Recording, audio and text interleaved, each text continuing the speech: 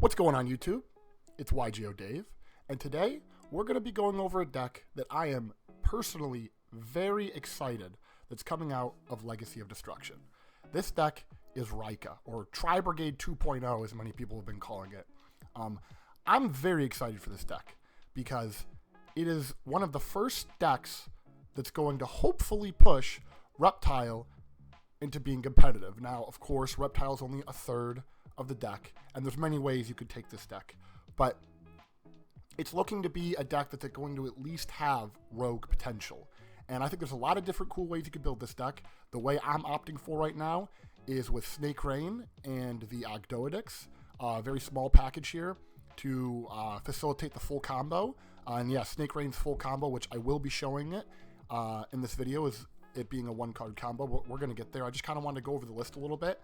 And I also wanted to say that this list is very experimental. Obviously, this set does not come out for months, like I think 3 months for us here in the TCG, so nothing in here is concrete, nothing in here is set in stone, but this is just kind of the idea of the deck that's kind of just been floating around, and I kind of just wanted to show it off. So all this non-engine, it can play 12 non-engine as of right now, while not really hindering the consistency of the deck, which is, I think, a really good number for a deck to be able to play 12. You have a pretty good chance of seeing 2 in your opening hand. And then, you know, all the rest are just pretty much starters. The only real, like, bricks you play would be, like, the high-level Ogdoadic. Like, seeing these ones are fine. Like, this is probably a brick. This is probably a brick. Drawing this is fine. And probably drawing Spore is not great. But outside of that, it's got quite a good room to combo. Also, I just wanted to really quickly mention in the extra deck too, like I said, this is very experimental, so like Black Ship of Corn is just like the most generic thing I could think of for like spot removal, because you get locked into insect, plants, and reptile in this deck. So I'm just trying to think of like generic cards that you can make. That's the same thing with like this and this. These two synchros could be made very easily with this new card that came out recently called Kaikalos, a Circular Fairy. Mathmech Circular, it's really not. But it allows you to make these two cards, but I don't really know any like super good combos with it. I just wanted to throw it out as like a card that we could maybe play in this deck. Yeah, that's pretty much it for the list. I mean, I used to be playing like 3 of this guy and multiples of the others, but like you only really need 2 because they all have the reborn effect. And that's another thing I'm going to get into, is how much follow-up this deck has. The amount of follow-up this deck generates is absolutely insane, and it's one of the main reasons I kind of even wanted to play the deck, along with the fact that it finally makes Snake Rain playable. Like, this card is literally Foolish Barrier for 4. This is Painful Choice on a card, and it has not seen any competitive play, ever. It has never seen competitive play. And we finally have a deck that can actually use it. And again, we're going to get into that in a second. Just real quick, for people that don't know, we'll just go over the Raikas real quick. This is the best card in the entire deck. It's, I'm going to be honest, I don't even know how to pronounce it, so I'm just going to call it the Plant Guy. And basically, you can special it by sending a reptile, insect, or plant from your hand to the graveyard. And then when you do this, if it's normal or special, you get to add up to 2 Raika cards with different names that are banished or in your deck, and then you banish 1 Raika card from your hand, and then it locks you. But that's great, because that gets you 2 cards. Yeah, one of them gets banished, but one of their spells, right here, can bring back from the banished. So this is definitely the best card in the deck, and it's why we're playing Lone Fire to get access to this card. This is the second best Raika. This one, you can special summon by placing a banished one of the tri-types back. And then if it's sent to the graveyard for a link material of a Raika, you can target a level 4 or lower insect, plant, or reptile in your grave and special summon in defense, which is really good. And keep in mind, this does not have to bring back a Raika. This can just bring back any of them, which is going to have implications later with Lone Fire Blossom. And then lastly, we have the Reptile, which, funnily enough, is the worst card in the deck out of all 3. But it's still a very nice extender. You can just special it by banishing 1 from your grave. And then it has some nice utility going second to be able to bounce an opponent's face-up monster. But that's the core of what those do. And then the extra deck, the Link 2, requires one of the tri-types. And then it says you can target a Raika in your grave and special it in defense. And then all of the Link monsters have the secondary effect that says if this card's in your grave, you can target an insect, plant, or reptile you control, place it on the bottom of the deck, and if you do, special summon this card. And like I said, all of them have that, so the follow-up is really, really good. The Link 3 Same thing with the link material requirements. Same thing with the last effect, but its unique effect is you can banish 2 insect, plant, and or reptiles from your grave at a Raika trap, which we only have 1 of right now, which is basically a kind of like a Sword Soul Blackout, but it doesn't destroy any of your cards, and it can pop more than 2, which is really nice. And then link 4 is like a floodgate for monster effects in hand, so it can... Theoretically, this can turn off hand traps, but like usually by the time you get to this, your opponent would have already hand trapped you. But like it can still turn off cards in your opponent's turn, like in-hand extenders. And then Link 5, when your opponent specials a monster from the extra deck and/or deck, you get to non-target destroy 2 monsters on the field, which is pretty good. So anyway, yeah, that's pretty much the deck and what it does. Oh, well, you know what? That's fine because we're going to be going straight into the combo video of just what one Snake Rain does. So I'll come back with that.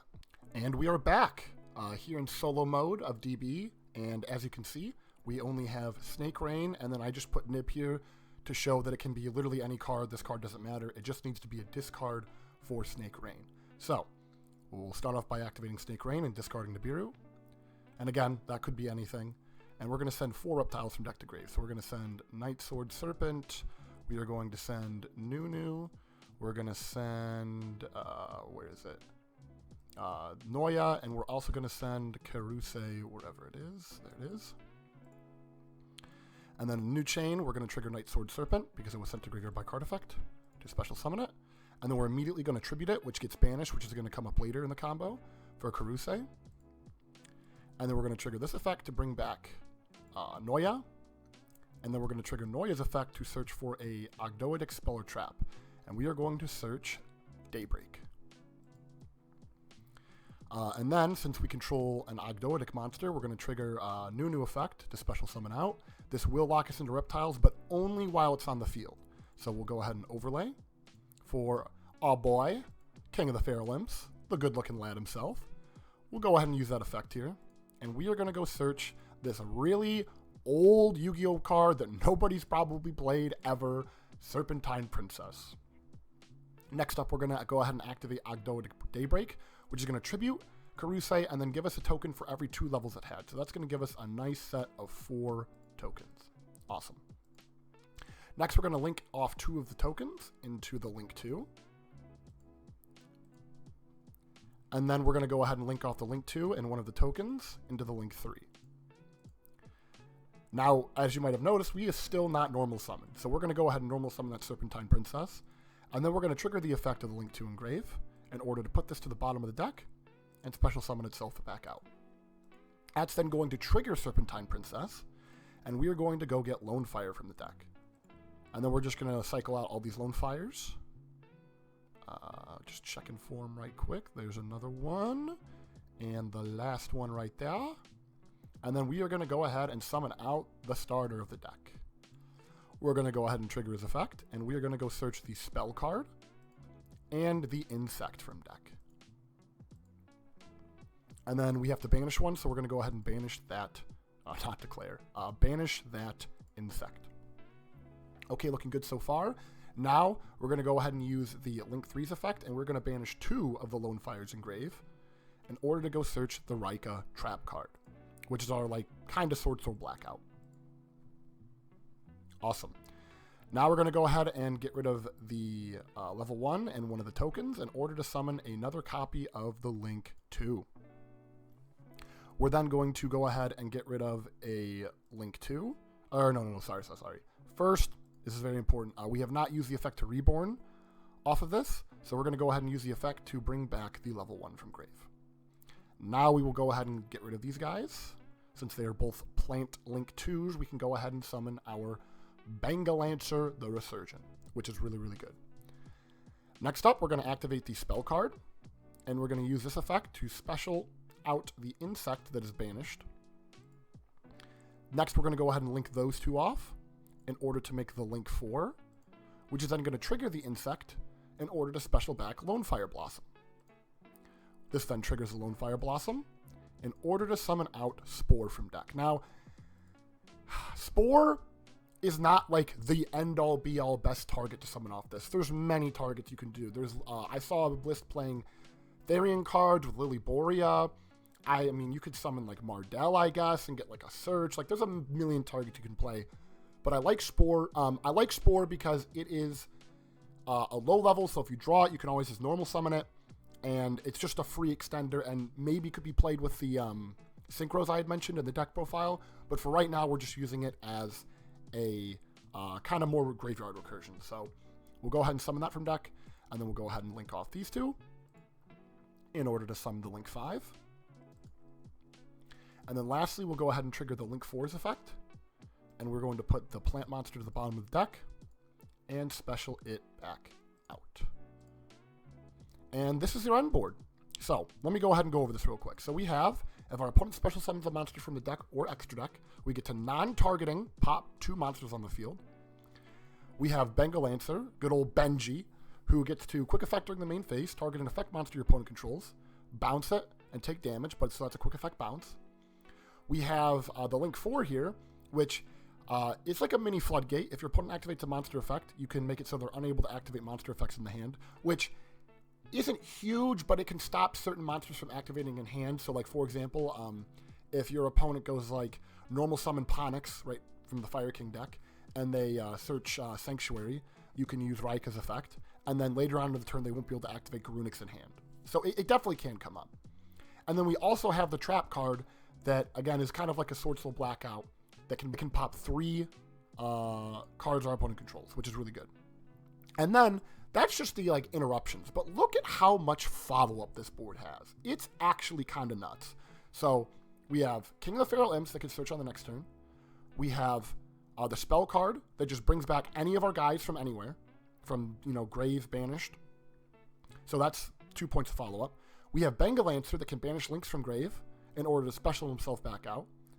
We have the Link 5, Link 4, Link 3, and Link 2's grave effect that could all shuffle back a monster to special back out. And then the Link 2 could bring back a guy, all of that. We have Spore that could banish a plant from grave to special summon.